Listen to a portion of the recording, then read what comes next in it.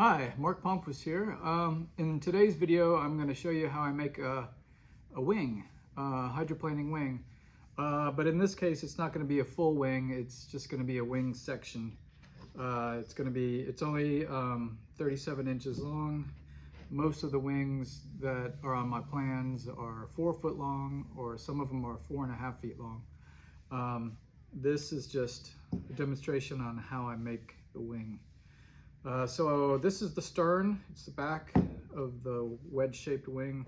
These are the ribs. I have 3 ribs that are 1/2 inch thick, and the 1/2 inch always go on the outer ends. And in this case, I'm putting a 1/2 inch in the middle because this is going to be right in the middle of my hull. And then in between those, you have a series of 1/4 inch ribs. And there's going to be 2 on this side and 2 on that side. So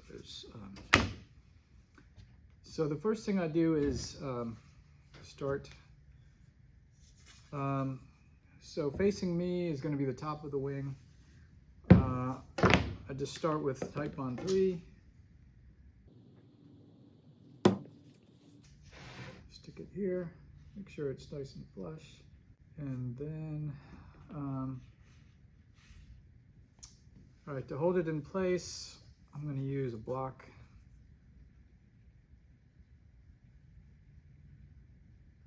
This is another piece of 1/2 inch.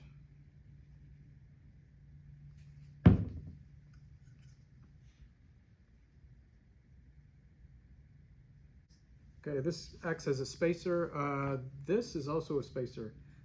This is a spacer block that I use. I cut the corners, and then what I can do is I can hot melt glue it into place. And actually in this case, I don't think, yeah, I think I only need 1 drop of glue here, 1 dot.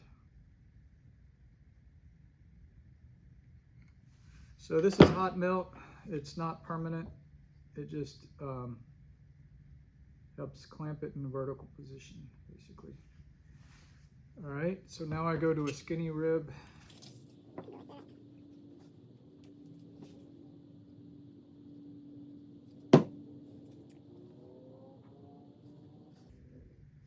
All right, so I can put a dot of hot glue in here.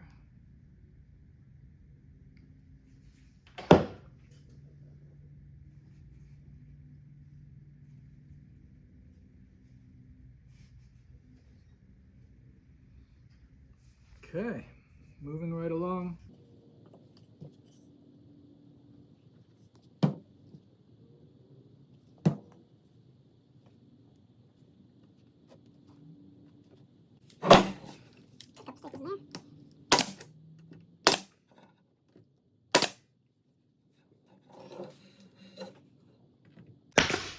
They're 5/8 of an inch, so this is 12 millimeter, 12 meter is 25, and 5/8 is 16, so they don't go through.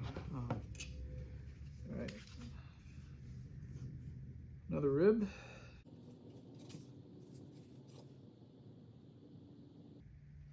All right, so just a reminder, this is permanent, but this is not. This is going to be removed. That's just a spacer.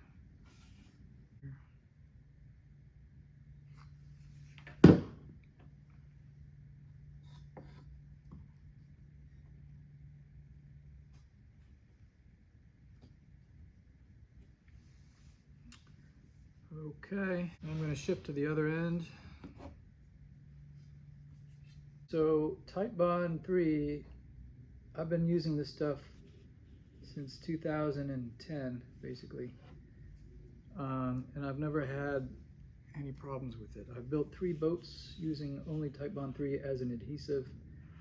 I don't use epoxy as adhesive, but I do use it to seal up the boat and make it more rigid, more scuff resistant.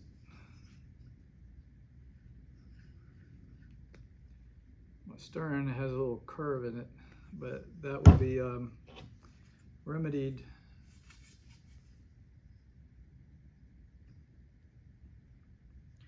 when I put the bottom and top panels on. It'll be remedied.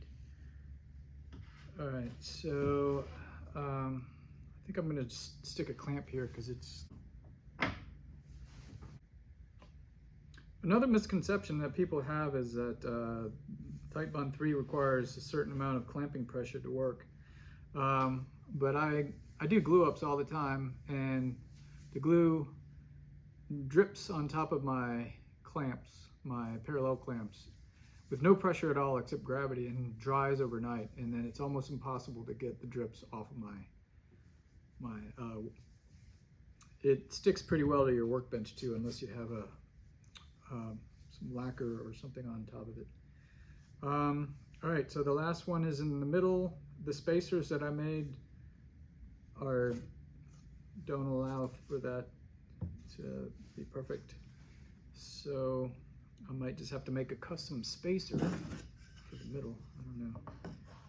Actually, wow, I guess my math was correct. All right, so yeah, that'll work as a spacer. Most of the strength is going to come from the skin on the top and bottom, and the skin is going to transfer the tensile forces and compressive forces. The bottom of the wing is going to be stretched when the wave hits it. So it's a good idea to put a layer of carbon fiber on the bottom of the wing. I don't think there's anything needed on the top. This is a new, sturdier design, designed to make the wing a little bit more stiff and stronger and better able to take the wave impacts. And the placement of the ribs should be at a minimum of 1 every 8 inches.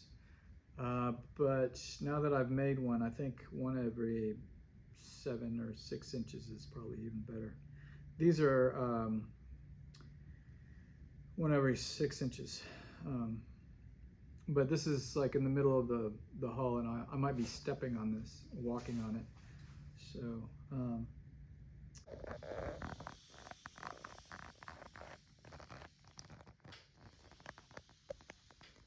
here we go.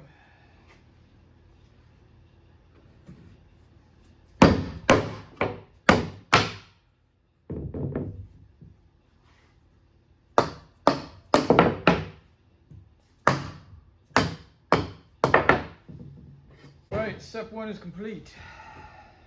There's one more quick change that I made to the transom of the wing. I drilled out some of the material in the middle third.